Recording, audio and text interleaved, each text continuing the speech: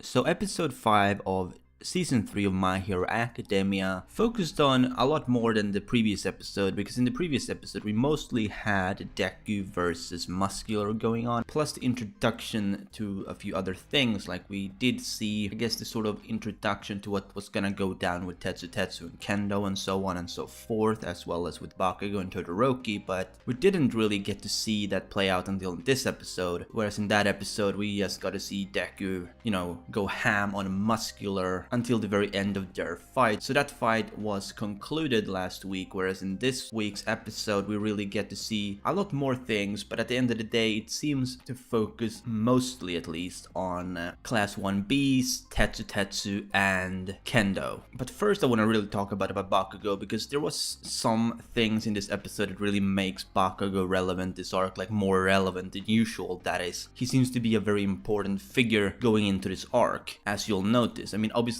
we did see, even last episode, well, we got a glimpse that Bakugo was going to be someone really important because Muscular brought up Bakugo. Now, Midoriya doesn't know what Muscular wanted from Bakugo, and I still think they don't really know exactly why Bakugo is so important to the league. What we do know is that Midoriya is a priority on their kill list, meaning they should really be killing Midoriya if they see him. Obviously, this is why Muscular didn't hold back at all against Midoriya. Now, I'm not saying he would have held back if he was fighting someone else, unless said person was someone like Bakugo, who he is meant to be keeping alive for whatever reason. But Bakugo being so important in the sense that he is someone that the league knows about, he's someone that the league wants alive, they want to basically capture him in a way. We don't really know why going into this episode, we don't really know why after the episodes end either, because it seems to be very shrouded in darkness at this point. In a few episodes we're probably gonna find out exactly what it is that they want Bakugo for, even if it may seem a bit out of place. But at the end of the day, we did see the whole scene where Shigaraki basically mentioned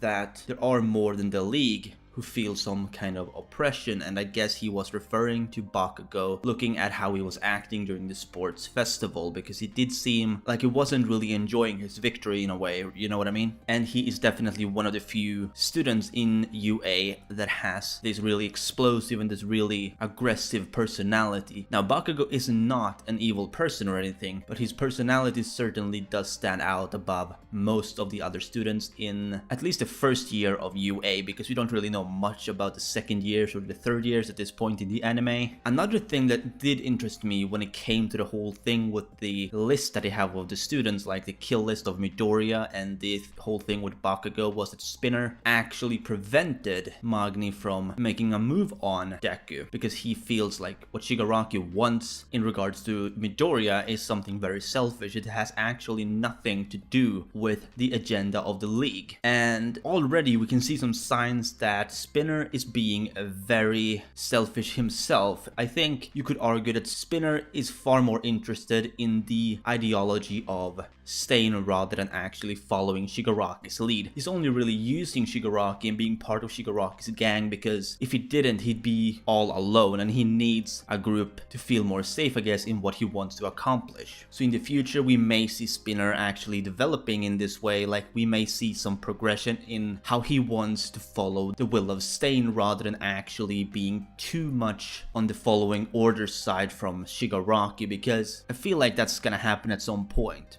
We may see Spinner actually having some kind of fallout from the league, maybe not so concrete as to leave the league, but he may end up in some kind of argument with Shigaraki or some other member of the league. Let's assume he has an argument with Dabi, right? Dabi wants to follow Shigaraki because Shigaraki is their leader, so to speak, and Spinner has his own agenda. He wants to simply follow the will of Stain, and that may end up causing them to have a really big argument, and something could go down, maybe it won't. But so the next thing that I want to talk about has to do with the order in which events happens in this anime, because looking at season 2 we had a different way of how things were happening compared to the manga. In the end of term tests, when we saw the whole thing where the students had to face off against a teacher, the fights or the matches or whatever you want to call them happened one by one in the anime, whereas in the manga it was kind of like choppy, it was very split up, and you got to see bit by bit. And that's something that I'm really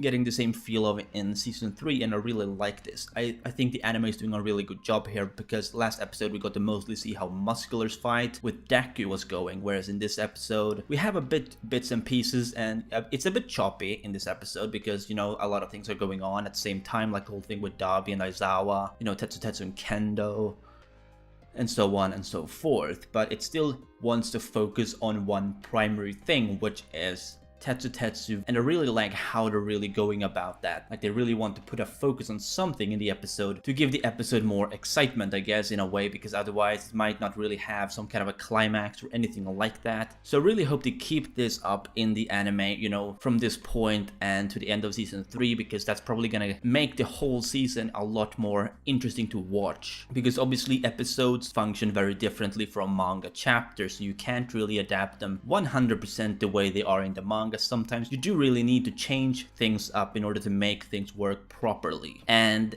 Studio Bones is doing a really good job of that, in my opinion, so far at least. And speaking of Tetsu and Kendo, that's really the last thing that I want to talk about, which is obviously at the very end of the episode, well, the final part of the episode, should we say, when Kendo and Tetsu try to find the source of the gas. They want to really stop this gas, and with Kendo's help, Tetsu is being able to find the source, which is a person. It's another member of the league member known as Mustard. Now, Mustard seems to be a very young character. He seems to be someone who goes to school, much like the students of 1A and 1B, although he doesn't have a UA uniform, so we do know he's not from UA. However, he may be around the same age, or maybe younger, could be a year older, you know, you never know, but he's around their age most likely, which is kind of interesting. And that kind of goes for Toga as well, because Toga and him seem to be the youngest members of the league so far. They seem to be very young. They seem to be around high school age, which is the same age as the students of UA currently. But instead of applying to become heroes or, you know, going about a normal life, they end up in the league, which is, well, what's gonna be the primary villain organization in this series. And I find that to be very interesting, how some young people can stray so far off track that they end up in a place that is so villainous, you know. It just goes to show you that not everyone agrees with the way things are in the hero society. You know, it doesn't have to be someone who's in their 30s or in their 40s. It could be someone really young who wants things to be different. And in season 2 we did get to see how Toga was mentioning something, that she wants to make the world a better place, and that's why she joined the league. So she obviously thinks that the league can do something that will improve on the world in some way. And maybe Mustard had a similar idea. Maybe he wanted to join the league because he just didn't like the way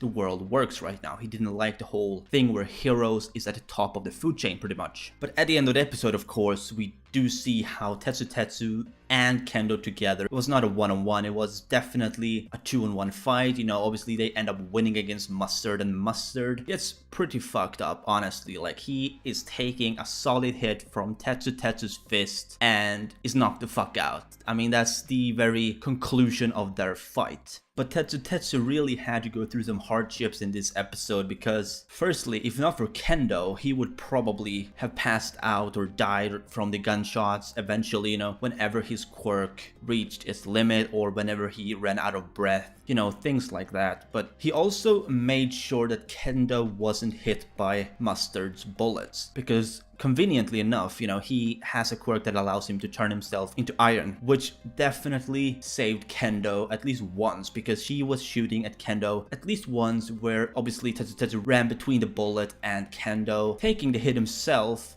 taking some damage, but not as much as Kendo would have, obviously. So there was some sacrifice, but at the same time, not too much sacrifice was going on in this episode. Like, obviously no student died. That would have been a bit dark in my opinion, so I'm glad that didn't happen, you know? But yeah, that's really all I wanted to say about this episode. This review is probably gonna come out kind of late because I have been busy today, so I'm really sorry about that. And that's also why I'm kind of rushing this review in a way, because I want to get it out as soon as possible, so I may miss talking about some things. Sorry about that in advance if it happens. But yeah, I'd love to know what you guys think about this episode. Yeah, like, did you like the way they paced it and the order in which things happened during the episode? Kind of like last episode when we saw Muscular versus Deku being fully played out instead of seeing just bits of pieces of it and it not being finished in one episode. Do let me know, and as always, if you did, be sure to smash that like button if you enjoyed, and subscribe if you haven't already done so, if you want to see more My Hero Academia content, that is. This has been Chaotic Plus, and remember everyone, Toga is waifu, Toga is Laifu.